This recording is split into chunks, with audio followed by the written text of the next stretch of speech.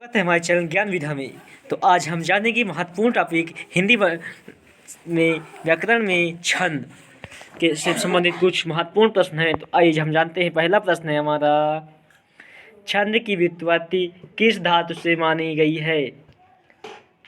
पहला ऑप्शन है छद्म, दूसरा है छद, तीसरा है छद्म, चौथा है छस्न। तो दोस्तों, छंद जो है इसकी व्युत्पत्ति छद धातु अर्थात हमारा ऑप्शन सेकंड सही होगा। हमारा अगला प्रश्न है, पाणिनि के अनुसार छंद किस धातु से बना है? यहाँ हमने देखा था कि छंद की व्युत्पत्ति किस धातु से हुई, तो छद धातु से। लेकिन यदि पूछ लिया जाए कि पाणिनि के अनुसार छंद किस धातु से बना है, ऑप्शन है छद, सेकंड ऑप्शन है चदी, अगला है छदी, अगला है छंद। तो दोस्तों, पाणिनि के अनुसार छंद चदी धातु से बना है अर्थात हमारा दूसरा ऑप्शन सही होगा। अगला प्रश्न है, छंद में यति का अर्थ है विराम, तुक, ताल या लय। जो छंद होता है इसमें यति जो छंद का एक महत्वपूर्ण अंग है, इसका मतलब क्या होता है? पूछा गया है विराम, तुक, ताल, लय। दोस्तों, छंद में यति का अर्थ होता है विराम अर्थात कुछ समय के लिए रुकना। यति गति का मतलब होता है प्रवाह, जबकि तुक का अर्थ होता है आवृत्ति, गण का अर्थ होता है समूह। छंद की मूल आत्मा किसे माना गया है? लय और प्रवाह को, गण को, चरण को या ध्वनि को? दोस्तों, छंद की मूल आत्मा किसे माना गया है, यह कई बार व्यापम द्वारा पूछा गया है।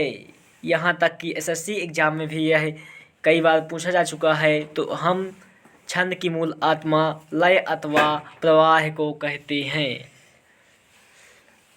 हमारा अगला प्रश्न है, कुंडलियाँ छंद किन दो छंदों का मिश्रण है?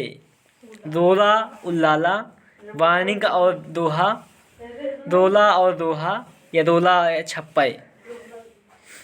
तो दोस्तों, जो कुंडलिया छंद होता है, कुंडलीय छंद होता है, यह दोला और दोहा का सम्मिश्रण होता है अर्थात दोला और दोहा से मिलकर कुंडलिया छंद बनती हैं।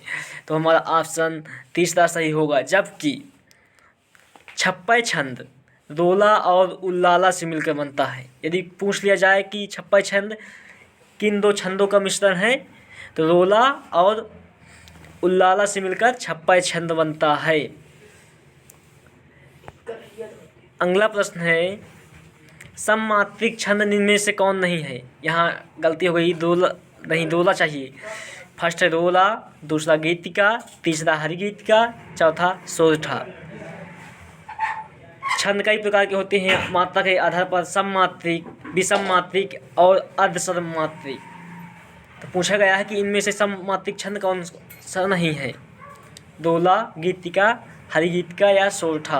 तो दोस्तों, जो सोरठा है, सोरठा यह सममात्रिक छंद के अंतर्गत नहीं आता। सोरठा एक अर्धसममात्रिक है, जबकि दोला, गीतिका और हरिगीतिका यह सममात्रिक छंद के अंतर्गत आते हैं। इसलिए हमारा यहाँ प्रश्न है सममात्रिक छंद नहीं है, तो इसका उत्तर होगा ऑप्शन नंबर चौथा, सोरठा। अगला प्रश्न है, हरिगीतिका के प्रत्येक चरण में कितनी मात्राएं होती है?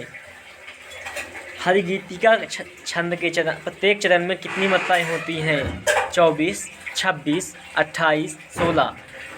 दोस्तों, हरिगीतिका एक सममात्रिक छंद है और इसमें प्रत्येक चरण में 28 मात्राएं होती हैं। अगला प्रश्न है, मुक्तक छंद के जन्मदाता माने जाते हैं कबीर, रहीम, तुलसीदास या सूर्यकांत त्रिपाठी निराला? तो दोस्तों, मुक्तक छंद के जन्मदाता सूर्यकांत त्रिपाठी निराला को माना जाता है। अगला प्रश्न है, चालीसा क्या है?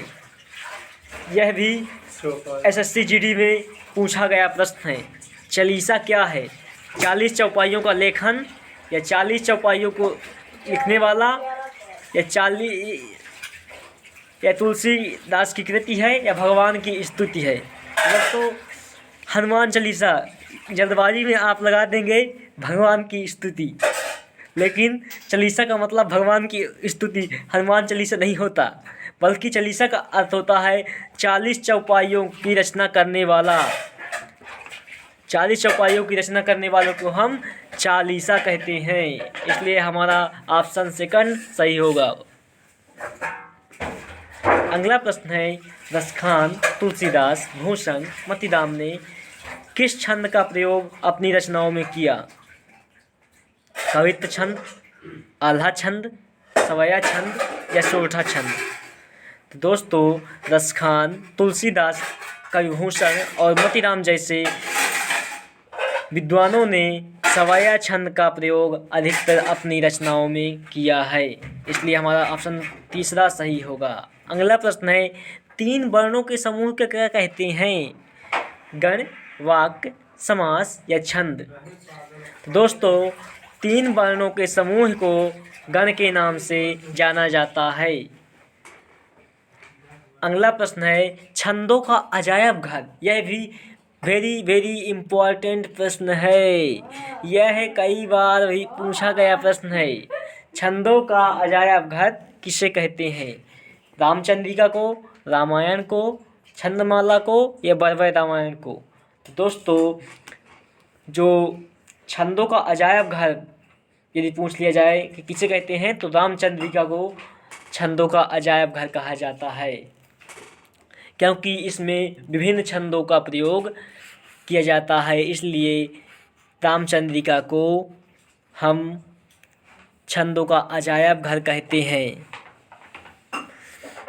यदि पूछ लिया जाए कि निराला और अज्ञेय ने अपनी रचनाएं किस छंद में लिखी, तो दोस्तों, निराला और अज्ञेय, हिरण्यवत्सायन अज्ञेय का नाम आपने सुना होगा, तो उन्होंने अपनी रचनाएं मुक्तक छंद में मुक्त रूप से लिखा था।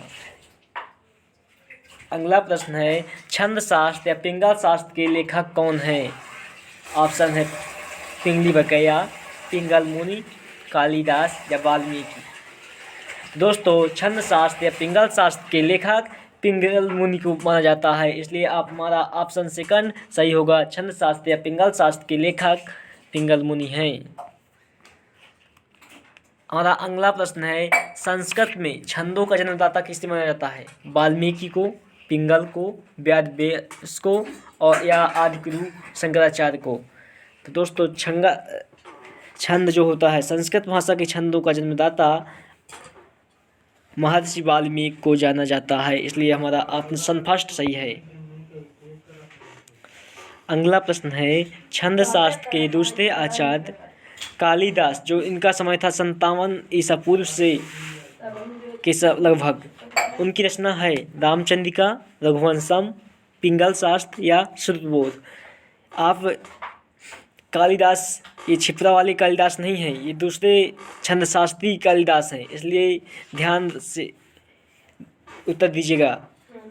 छंद शास्त्र के दूसरे आचार्य, पहले आचार्य तो पिंगल मुनि हो गए, दूसरे आचार्य कालिदास, इनका समय था 57 ईस्वी पूर्व के लगभग। इनकी रचना का, पुस्तक का नाम पूछा गया है, तो इनकी रचना का नाम है श्रुतबोध। ऑप्शन नंबर 4 हमारा सही उत्तर होगा।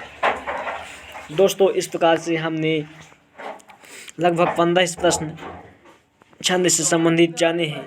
यह कई बार व्यापम द्वारा पूछे गए हैं, इसलिए हमारे चैनल ज्ञान वीडियो को लाइक, शेयर और सब्सक्राइब अवश्य करें, ताकि हम आपको व्याकरण के कंटेंट उपलब्ध करा सकें। धन्यवाद।